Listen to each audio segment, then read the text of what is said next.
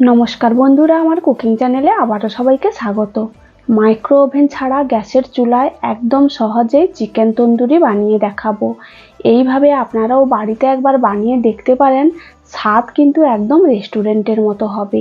খুব সহজেই যে কেউ এইভাবে আপনারা চিকেন তন্দুরি বাড়িতে বানিয়ে নিতে পারবেন।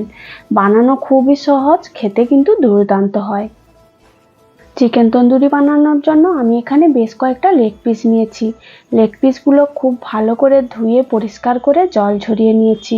চিকেন তন্দুরি সাধারণত লেগ পিস দিয়েই বানানো হয়। আপনারা চাইলে যে কোনো বড় সাইজের পিস দিয়ে এই তন্দুরিটা বানাতে পারেন, তাতেও কিন্তু খেতে খুবই ভালো হবে। প্রথমে চিকেনের গায়ে একটা ছুরি দিয়ে খুব ভালো করে এইভাবে কাট লাগিয়ে নেব। এইভাবে কেটে দিলে মশলাগুলো এর মধ্যে খুব ভালোভাবে ঢুকে যাবে আর তাড়াতাড়ি সেদ্ধ হয়ে যাবে। সবগুলো চিকেন আমি এইভাবে খুব ভালো করে কেটে নেব। সবগুলো চিকেন আমি কেটে নিয়েছি। এরপর চিকেনগুলো ম্যারিনেট করে নেব।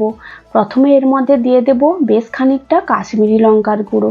কাশ্মীরি লঙ্কার গুঁড়োটা অবশ্যই দিতে হবে, তাহলে তন্দুরির কালারটা কিন্তু খুবই ভালো আসবে। তন্দুরির কালারটা একদম রেস্টুরেন্টের মতো করার জন্য আপনারা যদি পারেন অল্প একটু রেড ফুড কালারও দিতে পারেন।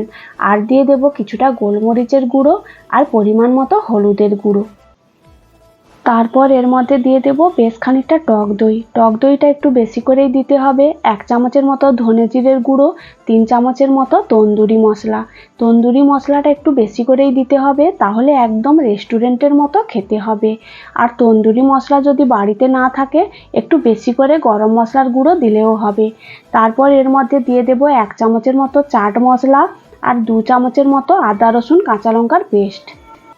তারপর এর মধ্যে দিয়ে দেব অল্প একটু গরম মশলার গুঁড়ো, স্বাদ মতো লবণ, 1 চামচের মতো সাদা তেল আর 1 চামচের মতো কসুরি মেথি।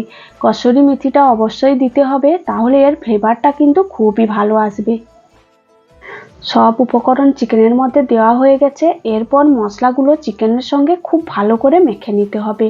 যত ভালো করে চিকেনটা ম্যারিনেট করা হবে, চিকেন তন্দুরিটা ততই টেস্টি হবে। 3 থেকে 4 মিনিট খুব ভালো করে মেখে নেব। খুব ভালোভাবে মাখা হয়ে গেলে 1 ঘন্টা মতো ঢাকনা দিয়ে রেস্টে রেখে দিতে হবে। রেস্টে রাখলে চিকেন তন্দুরিগুলো একদম জুসি হবে, খেতেও কিন্তু খুবই ভালো লাগবে। 1 ঘন্টা পরে গ্যাসের মধ্যে একটা ফ্রাইং প্যান বসিয়ে 2 চামচ সাদা তেল দেব আর দিয়ে দেব 1 চামচ মাখন। মাখন আর সাদা তেল খুব ভালোভাবে গরম হয়ে গেলে গ্যাসের ফ্লেমটা একদম লো টু মিডিয়াম করে ম্যারিনেট করা চিকেনগুলো এক এক করে ফ্রাইং প্যানের মধ্যে দিয়ে দেব।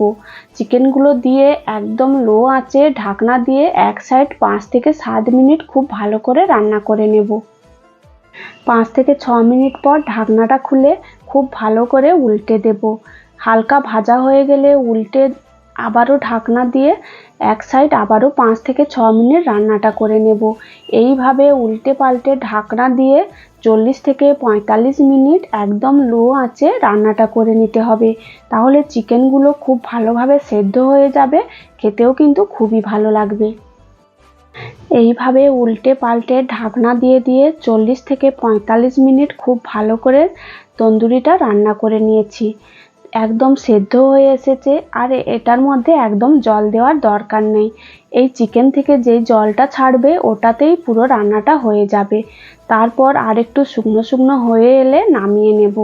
নামানোর আগে এর মধ্যে দিয়ে দেব অল্প একটু মাখন। মাখনটা দিয়ে আবারও ঢাকনা দিয়ে 5 থেকে 6 মিনিট রান্নাটা করে নেব। 5 থেকে 6 মিনিট পর ঢাকনা খুলে নামিয়ে নিলেই একদম রেডি হয়ে যাবে গরম গরম চিকেন তন্দুরি। এইভাবে আপনারাও একবার বাড়িতে বানিয়ে দেখতে পারেন, খেতে কিন্তু একদম রেস্টুরেন্টের মতো হবে।